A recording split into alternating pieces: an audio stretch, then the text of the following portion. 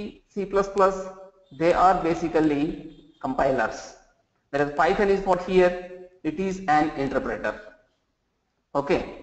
You take C, you take C++, you take Java, you take C#, all they are basically compilers. You know the difference between compiler and interpreter. But once again, I would like to tell one example what exactly the compiler is and what a interpreter is. Okay. See, normally what happens on special occasions, something like Independence Day, or we say, something like Republic Day, before those days, the president of the country or prime minister of the country may address nation. If it is one country, if they are using only one language, the same speech can be reaching many people. But if you take countries like India, in India people speak many different languages. There are about 30 different languages officially recognized by the government of India. So here 30 different languages are spoken. Apart from English, we do speak English, and apart from English, we speak 30 languages, regional languages. So when president is addressing nation, 30 different languages cannot be spoken. Only in English and in Hindi, they speak it. So once the speech is over, in fact, when the speech is going on, at that time it is recorded. So once recording is over, once the speech is over by the Honorable Prime Minister or President, that is translated into regional languages. So once that is translated into regional languages, no longer we need the original speech. This process I can say as actually compilation. At one time itself, they translate everything into the regional languages, then that can be broadcasted. So here this process is going to be compilation. So in the case of compilation, once source code is translated into object code or exe code, okay, so you no longer you require the source code. And can you tell me the difference between a object file and exe file? You have an idea on that? The exe is compile code that you can .obj file and .exe file. You have these two types of files. Normally you come across these things when you work with C++, correct? Yes. So what is the difference between object file and exe file? You have an idea on that? One is compiled and the other is not. Yes, even both of them are compiled. Object file is compiled one, execution file is also compiled one. But when you look at an object file, this is translated code, but how to load this into memory, there is no clue in that file. But when you take an exe file, it contains compiled data. Along with that, how to load the object code into memory and how to start the program running. That part you find in the exe file. So that's why we call it as a self-executable. Object files cannot be executed self. So using some loader, you have to load into memory. That's the basic difference. Am I correct, Michelle? You must, because I don't know. Just having this idea can help you basically. Just if you have time, sometimes some points also you note down if you are interested. So you can find out the difference between object file and exe file. You can note down and you can actually search. That helps you in building knowledge. It's not only knowing coding. You need to, apart from coding, you have to know many other things also. So if you know them, you can write better code tomorrow. Sometimes they say give an object file or exe file, how they are working actually. If you know how they are made, that will be really useful to you. So I gave an example for compilation process. Now look at the interpreter. So in the case of interpretation, now another example I would like to give. There is some summit is going on between the American president and Russian president. Some discussion is going on. So American president speaks only in English, whereas Russian president speaks only in the Russian language. So whenever they are discussing something like that, somebody, a translator, should be sitting along with them. The translator is going to convert English to Russian language and Russian language into English. So whenever there is a speech, what is required? The translator is always required. So in the case of interpretation, along with the source code, always we need actually the interpreter. That means it is always a overhead. So whenever you are trying to execute interpreter, behind it there should be the tool like Python or JavaScript, or it can be VBA. Even VBA is also nothing but interpreter. It is embedded into MS Office. When you look at a web page, in the web page JavaScript is embedded. So the browser is containing the JavaScript libraries. So in the same way, whenever you try to execute a file, if it is actually interpretation, you need to have the interpreter behind the application. In such case only it works.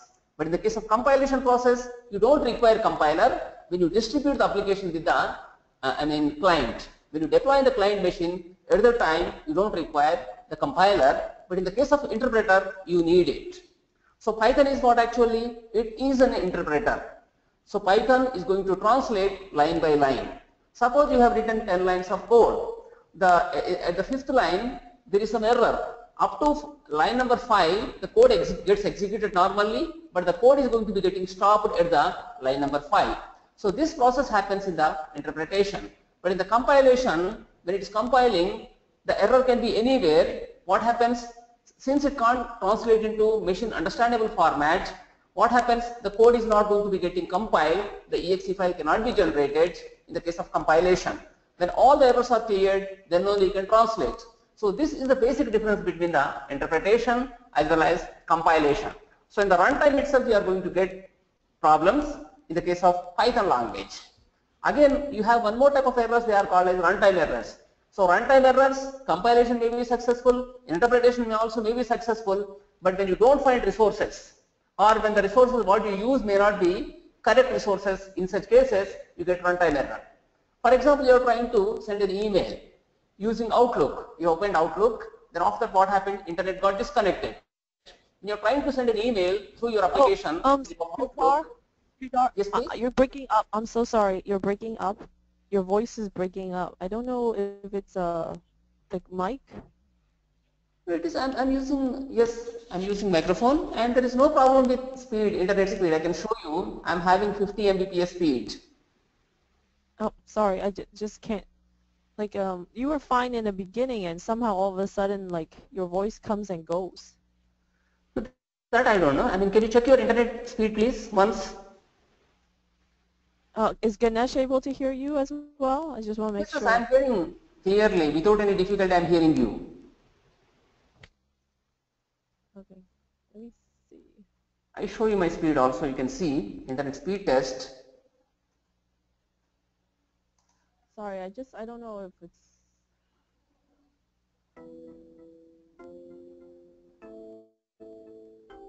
Let me check and see. Any problem with my internet connection? I'm going to check actually here. Begin test. How the speed is, I can find out here. Yeah, I'll do the same too. I want to make sure. The speed, you see, 50 Mbps speed. Okay. It's pretty good speed. Let's see. Yep. You are 53? Okay. Yes, 50 Mbps speed is. Okay. So Python is what basically interpreter. Other things are like actually mostly they are compilers.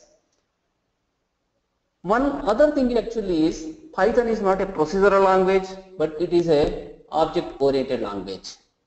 And one more thing, Python is not actually statically typed language. You might be knowing what is static typing and what is dynamic typing, and what is strict typing and what is strong typing. So statically typed we say, or it is actually, strictly typed. Both are, static typing and strict typing are going to be same. Loose typing and dynamic typing can be called as same actually. So in the case of the loose typing or in the case of dynamic typing, without declaring a variable, you can use variable. So that is the beauty of actually the Python language. So this is truly a dynamic language. Languages can be statically typed or they can be dynamically typed. That means what? Type can be inferred in the runtime.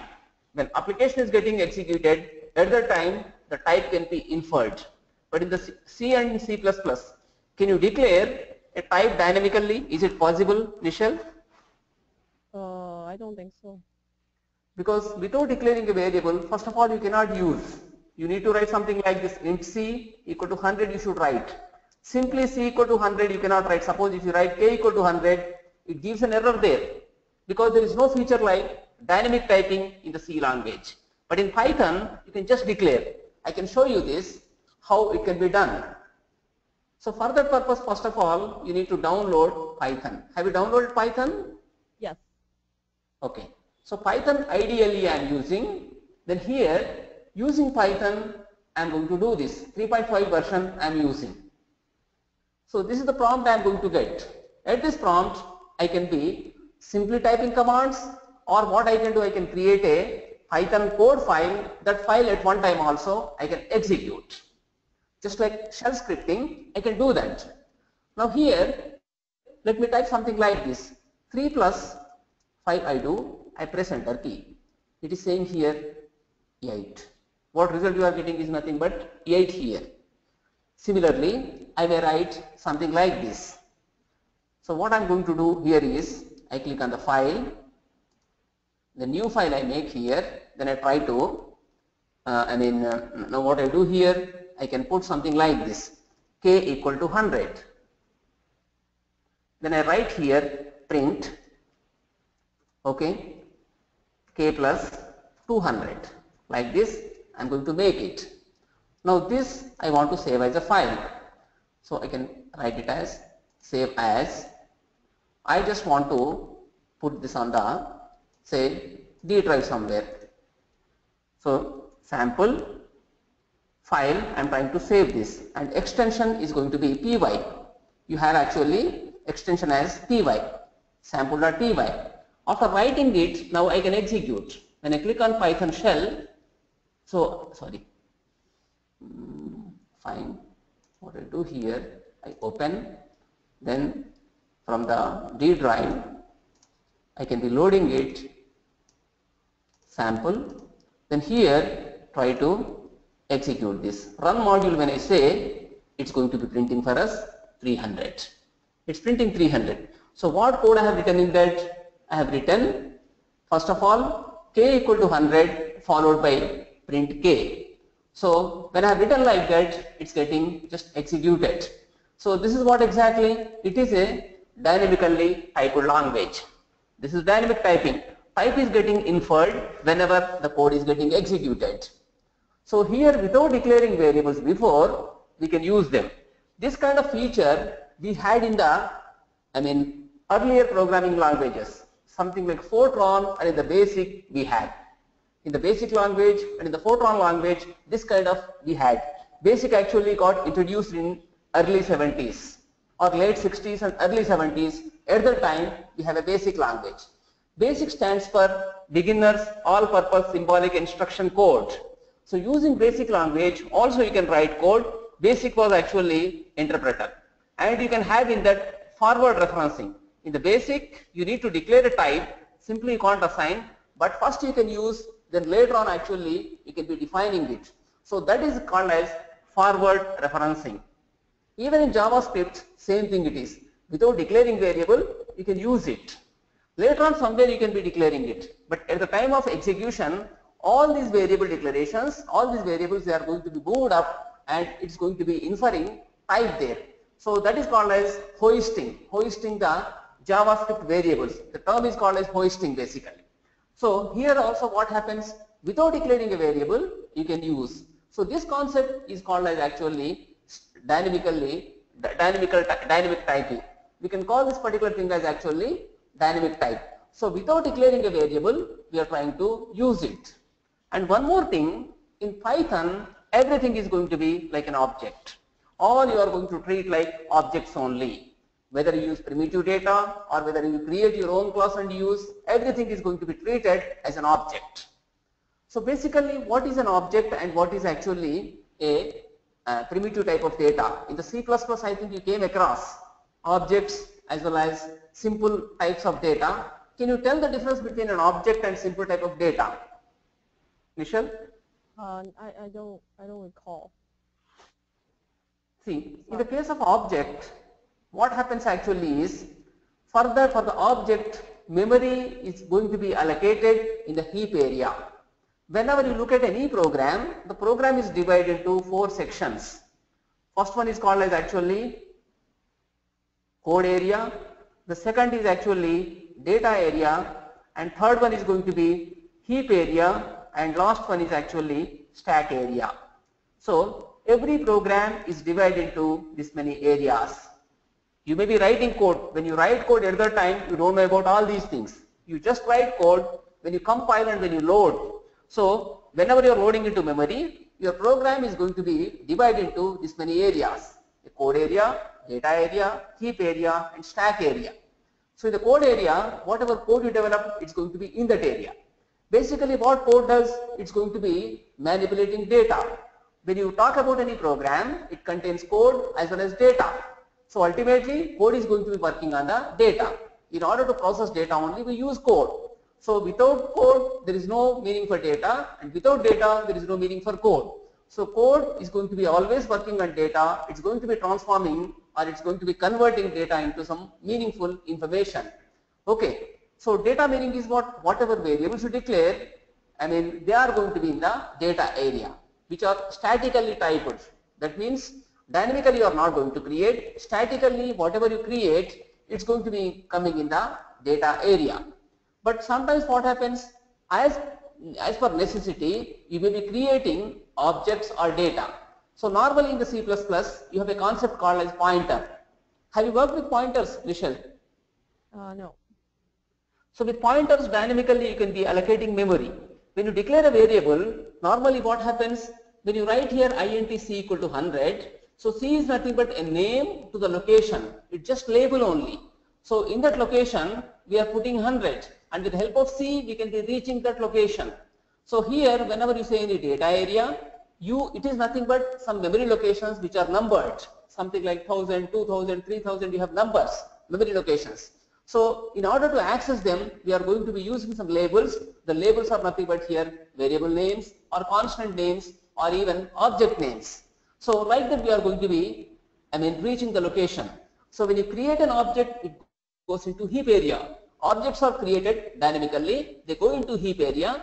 But when you write something like int c equal to 100, this is statically typed variable, so it goes into data area. And whenever you call any method, methods basically contain the local variables. So local variables, they move into stack area. Spelling is wrong, I'm sorry. So STSC I should write. So they go into the stack area. Whatever code you may write, whatever language you may choose, you are going to have these 4 different areas. Irrespective of the platform, it may be Win platform, or it may be say Mac platform, or it may be Unix or Linux, it does not make difference. You have these 4 different areas with that the code is going to be getting executed. Okay, and apart from this, whenever you want to write any code in any programming language, you are going to use their tokens. Every programming language has tokens. With the help of that, you are going to be writing code. You are going to write the sentences or statements. A sentence is basically, in English, how we say sentence. In the code, we say it as statements. We are going to say it as statement. K equal to 100 when you write, it's nothing but a statement. K is here what exactly? An identifier. Equal is what? It's nothing but an operator. And when you say 100, it's going to be literal. A numeric literal, we are putting and we are assigning here. So when you put K equal to 100, it's nothing but a statement. We can call this as actually a statement. We have written a statement. So series of such statements can be called as a code block. It can be entire program, or it can be just methods, or it can be other things. So normally we write code block with the help of the statements. And when you write a statement, you use in that keywords, you use in that actually identifiers, you can use operators, you can use separators. So with the help of those 4 only, we are going to write the statements. And Python is also no exception. Even Python is similar to other languages. So in Python also we have tokens. Using those tokens, you are going to write the statements. Michelle, any questions you have to ask? No. Okay. So, and you take any programming language. Programming basically means processing the data. So data meaning is what? Numeric quantities can be data. It can be string data can be data. Datetimes can be data. And sometimes we have, one is what approximate values you have, that is also nothing but data. You have fixed values, they also can be data. True or false also can be data.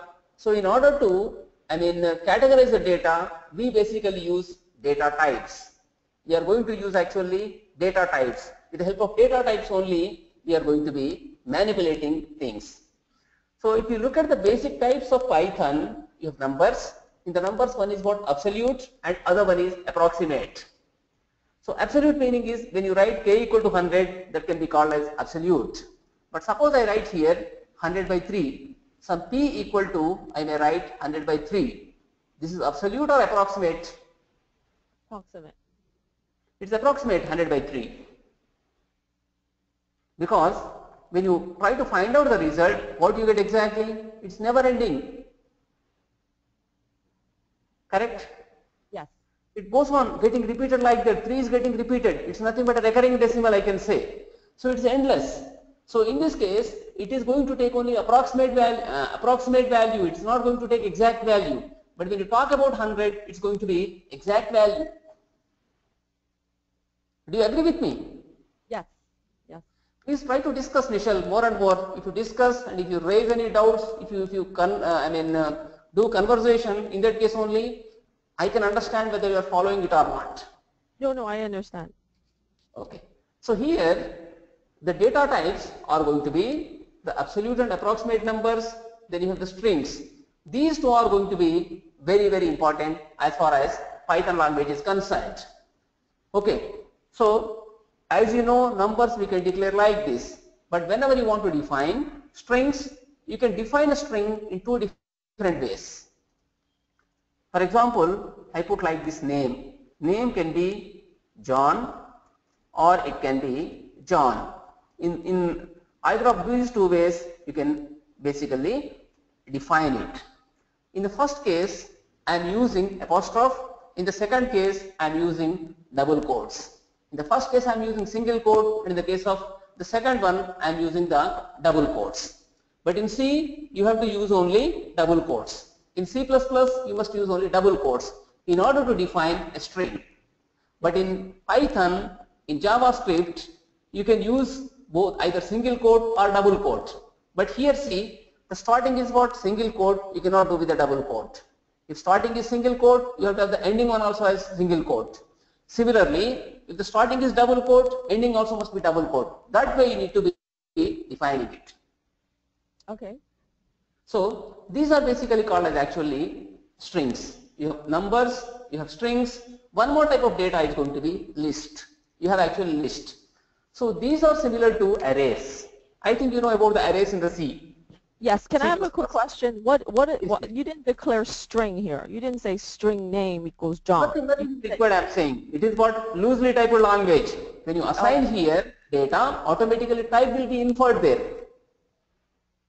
Oh, okay. So in the beginning itself I told you that this is what exactly, it is not strongly typed language, it's not actually, it is not statically typed language, it's basically a dynamic language.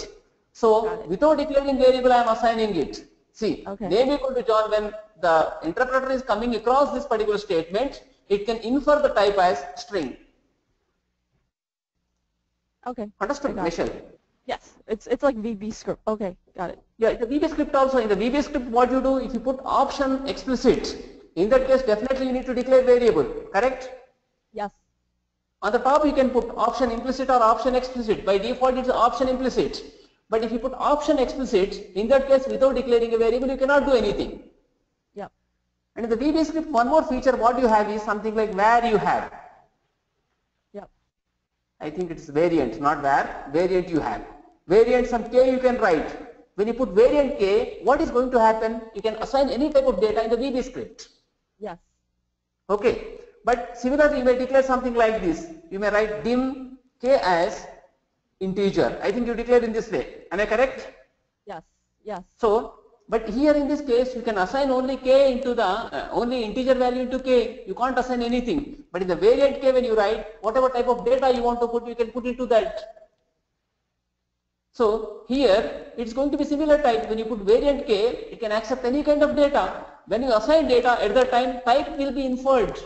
But here you are declaring k as variable, then you are using. In this what? Without declaring variable also, straight away you are assigning. So that is the beauty of the Python language. Okay, I like it already. What, Nishal? I said I like it already. Yes, because you need not write too much code. Yes. Exactly. But suppose programmer forgets, programmer is not having discipline. In that case, what happens? That can be disastrous. Yes. You can put Correct? anything. Yeah, you can put That's anything. what.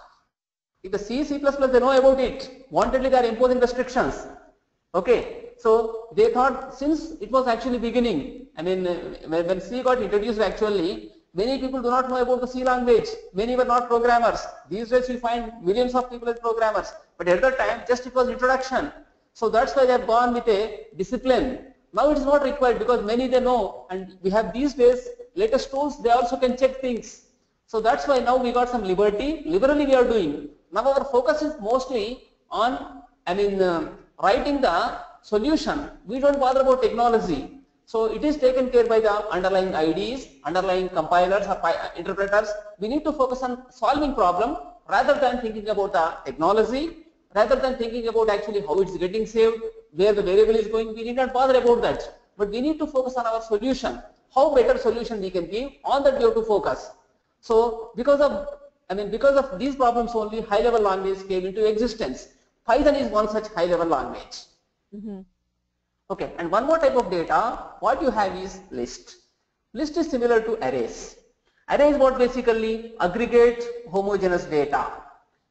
Array is nothing but aggregate homogeneous data. Similar type of data you are going to have in the array. If you look at C, in the C, for example, you write here, int you write, followed by some m, you put like this, then you can assign data here. Something like, you may go with 100, you may go with 200, you may go with some 400. Now how many elements you have in this? There are going to be total here, total some 3 elements in this. This is called as an array. Similar type of data you have in this. Okay, if you try to put some integer or character data into this, probably that's not accepted in the C language. But in the list, what happens? You can put mixed data. Okay, you are going to put actually mixed data in that. M equal to first can be string, second can be floating point number, third can be again a double data, integer. Like that you can be manipulating. That is possible in the case of the list. Lists are similar to arrays. They can contain any type of variable and they can contain as many variables as we wish. That can be growing dynamically and shrinking dynamically. That is possible with the list. But when you talk about actually array, once you declare array, the size you cannot change. Can you change size of the array in the C or in the C++? Yes. You cannot change size. Yeah, you can't change it once you declare the array size. Yes, once you declare actually the size of the array cannot be changed. Of course, you can modify the elements in that. In the place of 100 you may put 1000. In the place of 200 you may put only 2. So the values can be changed in that, but the size of the array can't be changed. But as far as list in the Python is concerned, you can change the size of the array, list. So you can change, it can be both growing and it can be shrinking. Any of those are possible as far as